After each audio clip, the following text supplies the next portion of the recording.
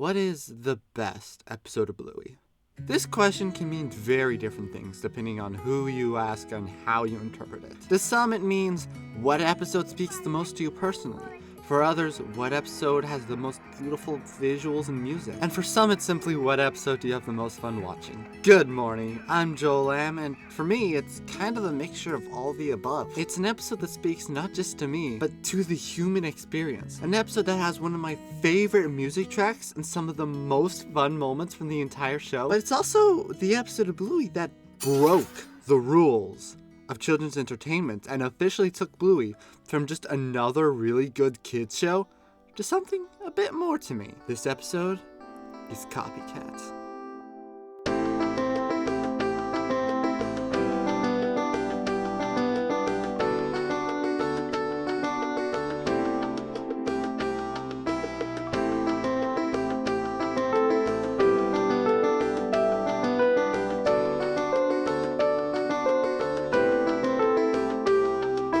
But before we can talk about Copycat, we must first talk about how I got here. When I first started watching Bluey, I did not trust it. But I had heard all these amazing things about the show, so I thought I'd go ahead and check it out anyways to see if it was any good.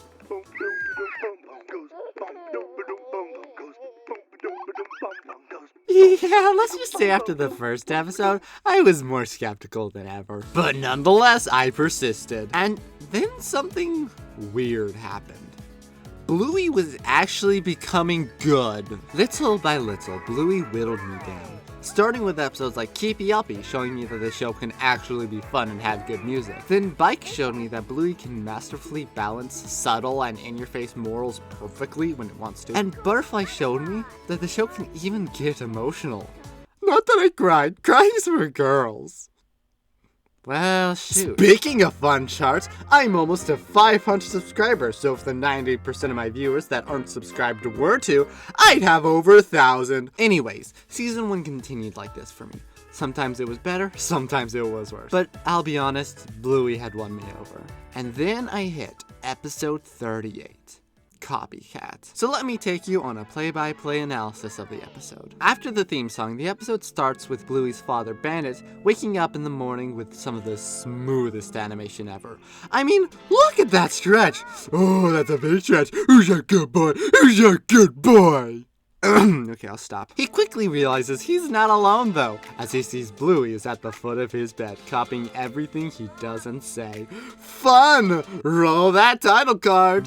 This episode of Bluey is called Copycat. The episode continues and shenanigans ensue as Bandit tries to shake Bluey off to no avail. All the while, some of the most fun music plays in the background.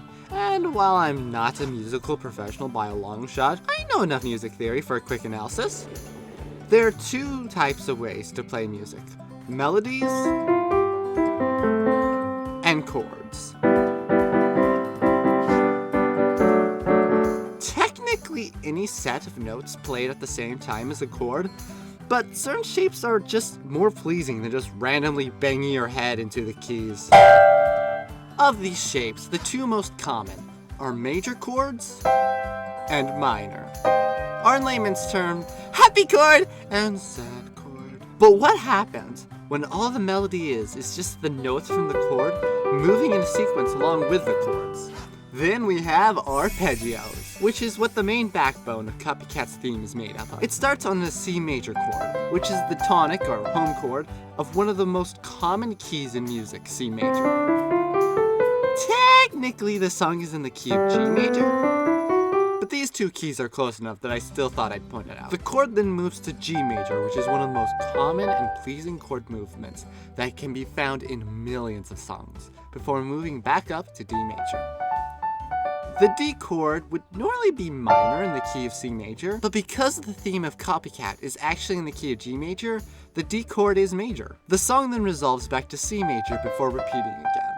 While several other melodies take turns playing on top, this chord progression is the backbone and connecting fiber of the entire song. But you notice anything about this song? It is made up entirely of major chords. Even the chords which would normally be sad are happy in the song.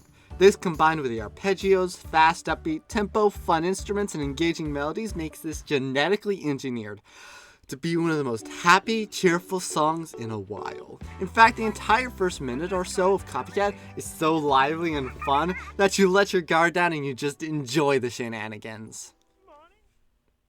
And that's when you messed up, because Bluey suddenly stops as the music cuts out, because there on the ground is an injured Budgie. Bandit immediately tries to help the poor bird, but gets his finger bitten.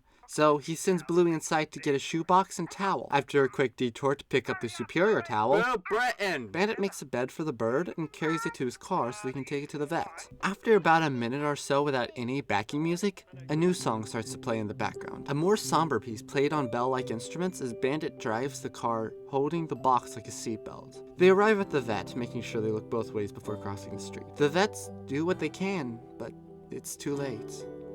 The vet lady comes out and gets on one knee to tell Bluey, I'm sorry. It's bad news, I'm afraid. The little budgie died. That was the moment everything halted and Bluey stopped being a kid show to me. You see, kid shows in the West have these unspoken rules. Everything always turns out well in the end, and no one truly dies. In fact, you can't even say die in most kids' cartoons. Literally, if you watch most other shows, even shows that handle similar topics, they will always shy away from saying kill, die, murder, or anything like that, substituting it instead with they were destroyed, or they are gone, or just trailing off and leaving the implications for the audience to translate. And while I could probably shame these other shows, I don't think I will. Death is a heavy topic that even most adult media doesn't want to handle.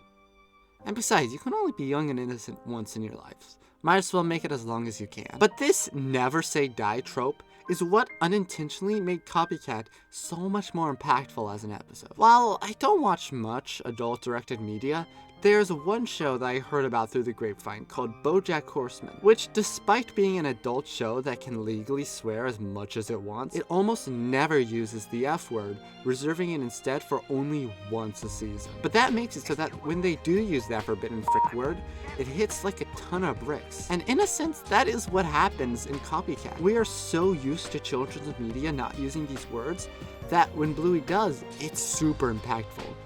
In fact, I don't even think we would expect a kids show to go there in the first place. In a recent episode of Haley's on It, a really good show by the way, totally recommend, they accidentally cooked their school's crab mascot because, well, Haley was the crab queen. Well, co-crab queen to this girl who's Canadian, not a robot.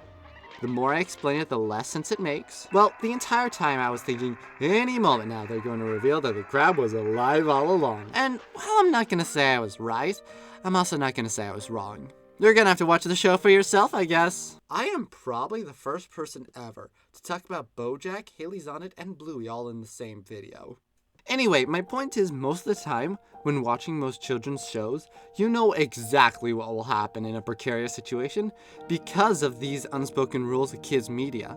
But Bluey threw the rules completely out. Oh no, mate, here in Australia, we eat death for breakfast. We feed off trauma, and also, we can't win wars against emus. That was not a very good Australian accent. So back to the overview. After the vet tells the bad news to Bluey, the camera zooms out the window, hiding what is said next.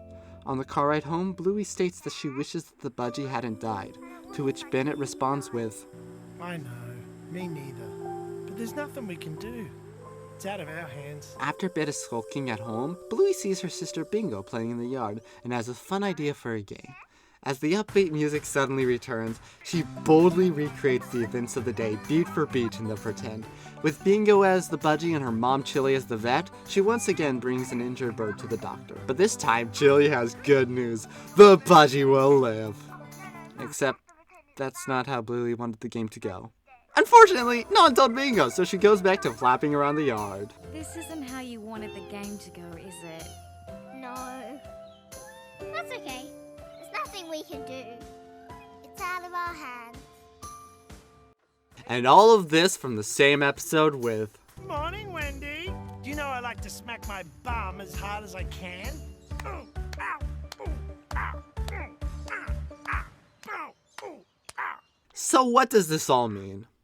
Well, while I could probably go on an analysis of how this show showcases grief and trauma and how small children process it through playing, what do I look like? Bluey YouTuber Pugly? No, I'm Joel Lamb. Processing emotions are for wimps. Just bottle everything up and you'll be fine. Joel Lamb does not condone bottling emotions, nor is he responsible for damages to self, others, reputation, or nearby drywall caused by unhealthy expressions of pain, grief, or trauma. No, I want to talk about a secret moral that I've literally never heard anyone talk about from this episode. There's an old saying from Ecclesiastes. There's nothing new under the sun. Today, this saying is used a lot when talking about art and creations. For example, I got my essay-style video from YouTubers like Schaefer Rose Productions and Scott the Woz. I got my editing style from Game Theory. I got the idea of simple animations from folks like The Odd Ones Out and Ice Cream Sandwich. And my character design is literally just Vi-Heart with glasses. But while creativity needs inspiration, so does just living. It's commonly known that the people you spend time around will greatly affect who you are as a person.